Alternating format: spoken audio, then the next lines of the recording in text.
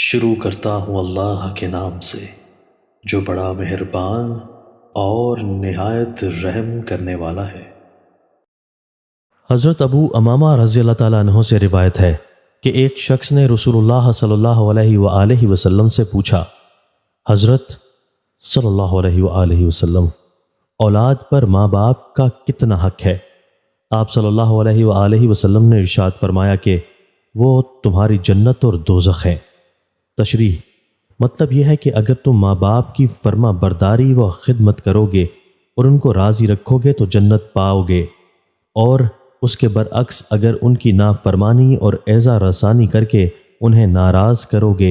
اور ان کا دل دکھاؤ گے تو پھر تمہارا ٹھکانہ دوزخ ہوگا۔ حضرت ابو سعید خدری رضی اللہ تعالیٰ عنہ سے روایت ہے کہ رسول اللہ صلی اللہ علیہ وآلہ وسلم نے ارشاد فرمایا، جس بندے نے 3 بیٹیوں یا 3 بہنوں یا 2 ہی بیٹیوں یا بہنوں کا بار اٹھایا اور ان کی اچھی تربیت کی اور ان کے ساتھ اچھا سلوک کیا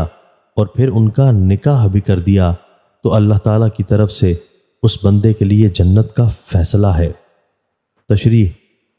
ان حدیثوں میں رسول اللہ صلی اللہ علیہ وآلہ وسلم نے حسن سلوک کو لڑکیوں کا صرف حق ہی نہیں بتلایا بلکہ اللہ تعالیٰ کی طرف سے اس پر داخلہ جنت اور عذاب دوزخ سے نجات کا آپ نے اعلان فرمایا،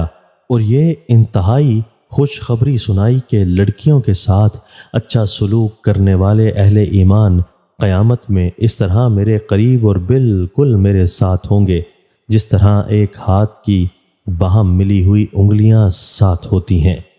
حضرت ابو سعید خدری اور حضرت عبداللہ بن عباس رضی اللہ تعالیٰ عنہ سے روایت ہے کہ رسول اللہ صلی اللہ علیہ وآلہ وسلم نے ارشاد فرمایا کہ جس کو اللہ تعالیٰ اولاد دے تو چاہیے کہ اس کا اچھا نام رکھے اور اس کو اچھی تربیت دے اور سلیقہ سکھائے، پھر جب وہ سن بلوغ کو پہنچے تو اس کا نکاح کا بندوبست کرے۔ اگر اس نے اس میں کوتاہی کی اور شادی کی عمر کو پہنچ جانے پر بھی اپنی غفلت اور بے پرواہی سے اس کی شادی کا بندوبست نہیں کیا اور وہ اس کی وجہ سے حرام میں مبتلا ہو گیا تو اس کا باپ اس گناہ کا ذمہ دار ہوگا۔ تشریح: رسول اللہ صلی اللہ علیہ وآلہ وسلم نے باپ کی یہ بھی ذمہ داری بتلائی ہے کہ جب بچہ یا بچی نکاح کے قابل ہو جائے تو اس کے نکاح کا بندوبست کیا جائے اور تاکید فرمائی کہ اس میں غفلت نہ برتی جائے۔ تشریح: اس حدیث میں اولاد کے قابل شادیہ ہو جانے پر ان کے نکاح اور شادی کے بندوبست کو بھی باپ کا فریضہ قرار دیا گیا ہے۔ افسوس ہے کہ ہمارے معاشرے میں اس بارے میں بڑی کوتاہی ہو رہی ہے، جس کی سب سے بڑی وجہ یہ ہے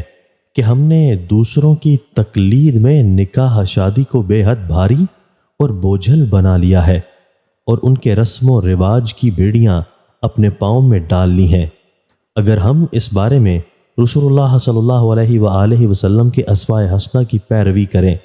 اور نکاح شادی اس طرح کرنے لگیں جس طرح رسول اللہ صلی اللہ علیہ وآلہ وسلم نے خود اپنے اور اپنی صاحبزادیوں کے نکاح کیے تھے تو یہ کام اتنا ہلکا پھلکا ہو جائے جتنا ایک مسلمان کے لیے جمعہ کی نماز ادا کرنا، اور پھر اس نکاح اور شادی میں وہ برکتیں ہوں جن سے ہم بالکل محروم ہو گئے ہیں۔ دوستو، اللہ تعالی ہمیں ان احادیث مبارکہ پر عمل کرنے اور اپنی زندگیوں کو سنوارنے کی توفیق عطا فرمائے۔